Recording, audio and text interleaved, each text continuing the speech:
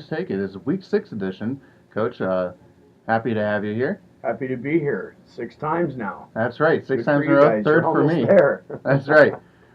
So let's talk about last week. It's been, uh, a 500 performance, 2-2 since the last Taylor's Take. Just overall, what are your opinions on how your team has done over the Yeah, last I think we're few fine. days? I think we've done a good job. The 2 losses were one-run losses, and I think Vernia's lost. The 2 runs they scored were both unearned, I believe. Mm-hmm.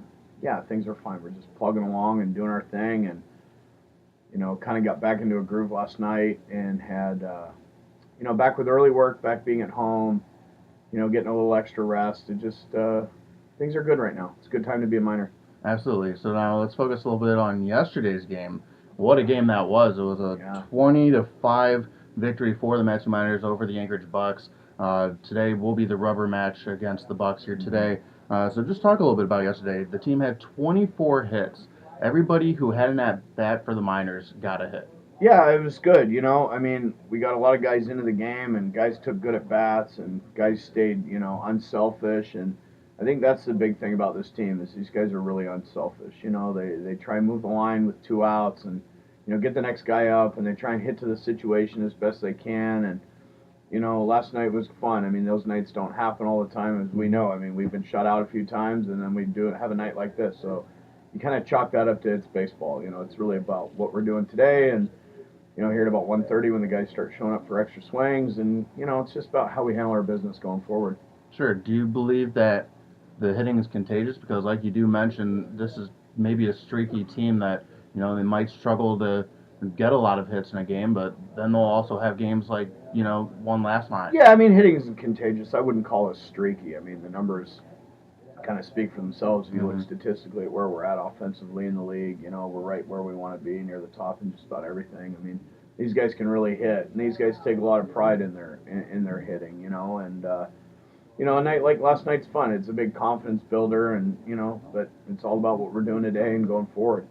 For sure. Talk a little bit about Jacob Huey. He's been inserted into the leadoff spot over the last couple of games, including yesterday, 4 for 6. I believe they were all singles. He had an RBI, walked a couple times, and even the game before, I don't think he got a hit. He was 0 for 1, but he was on base 3 times with walks. So just talk about Jacob Huey and his contributions to the team. Yeah, he's been huge. I mean, we brought him up here as a two-way guy, and initially he was a pitcher first, then a position player, and he's on me every day. Hey, am I playing today? Hey, am I playing today? And finally, it's like at some point the guy you got to plug him in there. I mean, he gets his hits and he takes good at bats and he really competes, and yeah, he's been a real spark plug for us. So has he perhaps earned a little bit more playing time into the Well, yeah, I mean, I think I've played him a couple nights in a row. He's going to play tonight, and yeah, I mean, he's got to be in the mix. I mean, right now he's a real key to our engine. Now focusing a little bit in the middle of the order, Michael Donadio, what a season he's had so far. I mean, last night he went 4 for 6 with a walk and RBI. His sixth, or actually no, it was I'm sorry, this season he's hitting 338, 19 RBIs, and he doesn't have as many games played as most of the players on this team. So just talk about Michael Donadio and how huge he's been in the middle of the line. Yeah, I mean, he's the four hitter. I mean, he's a senior. He's hit fourth his whole career at St. John's, and he does a good job at it. Hitting fourth isn't easy. And the nice thing for Michael, too, is he gets on base a ton. And, he's racking up those RBIs because the guys in front of him are getting on. Levi and Huey or Biss, whoever's leading off. And, Schwartz or Scudder been hitting 3. I mean, you got to have the guys to drive in. And Mike's taking taking great opportunity, taking advantage of his opportunities to do it. You mentioned Scudder. He's usually hitting third in the lineup, but last night he batted 5th. Yeah. Is that maybe a temporary move, or is that? I don't know. It's just kind of like last night. I try and make the lineup for the next day, the night before, and so it was one of those things. We were sitting in here doing some laundry and whatever, and I was like, I think we need to flip flop those guys, and that's a pretty common thing. You flip your 3-4, or you flip your 4-5, or you flip your 3-5 guys.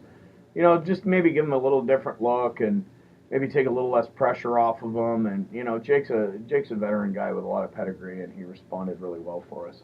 This past week, I don't know if the team pays close enough attention to this, but the Miners were ranked 13th in all of summer ball. So is it something that Not you really, and not really. I mean, it's fun to look at. I mean, these guys are more concerned with, playing Family Feud at 3 o'clock before BP, and going out to the field and getting our early work in and things like that. I mean, those things are really nice, and it's a real testament and to our hard work and the way the kids get after it. But we're just worried about winning games and winning the game that day. one could say that you guys are playing the toughest stretch of baseball all of summer.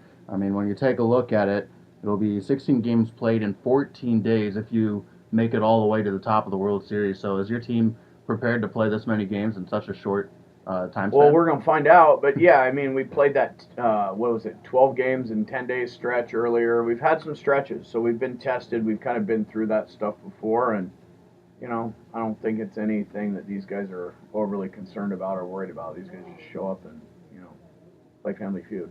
Absolutely. Well, tonight the Miners face the Anchorage Bucks in the rubber match. But what are your thoughts in the series? Is this going to be a pretty important win? Yeah, they're all important. I mean, every game, no game is more important than another. We just try and do our thing and handle our business and worry about our half of the scoreboard and not really chase hits and just chase good at bats. And these guys really got a feel for how they want to do things and the way this team is, and we just take it one day at a time.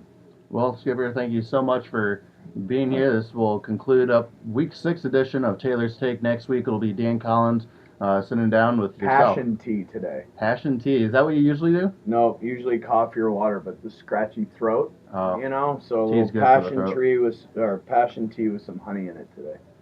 Awesome. Well, we'll see what you decide next week to drink. Know. You never know. You might switch it up on last second. But thank you so much for being here, Skipper, and we'll be right back on your Matthew Miners Radio Network.